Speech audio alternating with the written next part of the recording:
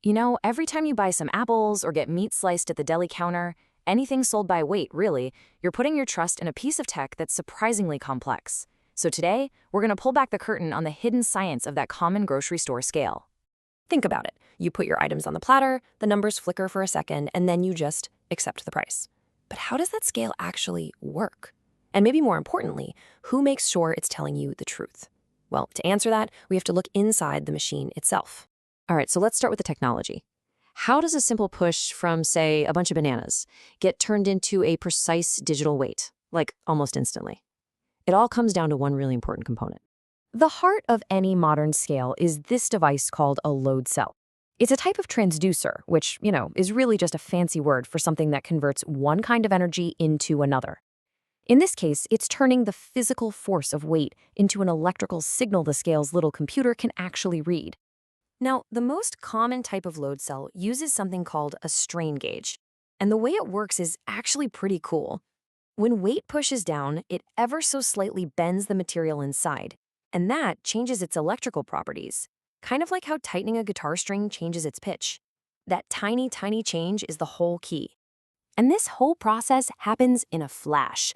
Force gets applied, the little gauge inside deforms, its electrical resistance changes, and then the scale's electronics measure that change with incredible precision, converting it into the weight you see on the screen. It's like a high-speed, four-step electronic ballet. Okay, so the technology is super precise. But who makes sure it stays that way? That's where we zoom out from the hardware and look at this huge nationwide system of trust. One that's designed to make sure everyone gets a fair deal. You might picture some kind of federal scale police checking every grocery store, but this critical job actually falls to state and local inspectors. These are trained professionals who travel from store to store, and they carry their own set of highly accurate certified weights to test every single commercial scale in use.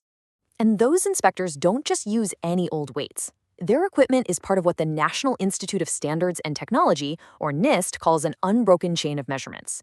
This whole system is what makes sure that a pound in California is the exact same as a pound in Maine. Here's how that chain actually works. Your local grocery scale is tested using an inspector's certified field weights. Those weights are then periodically checked against even more precise standards at a state laboratory. And the state lab's weights, well, they're calibrated against the ultimate authority in the US, the National Standard of Mass, that's maintained by NIST. It's a whole top-down system of inherited accuracy. So we have the tech and we have the testers, but what rules are they even following? You might be surprised to learn that there's a massive, super detailed rulebook that governs every single aspect of this simple transaction. The official rulebook is NIST Handbook 44. It is the comprehensive guide laying out specifications, tolerances, and technical requirements for everything from deli scales to gas pumps. It makes sure that a pound of meat in one state is measured the exact same way as a gallon of gas in another. And this is not some new set of rules either. Handbook 44 has been the foundation of fair commerce in the U.S. since 1949. It's always evolving, of course, to keep up with new technology, but its core principles have been around for a long, long time. The level of detail in this handbook is just incredible. For instance, it splits requirements into two types. You've got retroactive rules, which apply to all scales, old and new, but then there are non-retroactive rules, and those only apply to new equipment. It's a really practical approach that lets technology advance without forcing every store to replace perfectly good older scales. Now that we know the system, let's bring it all back to the checkout counter. What's your role in this? I mean, what should you, the consumer, actually be looking for?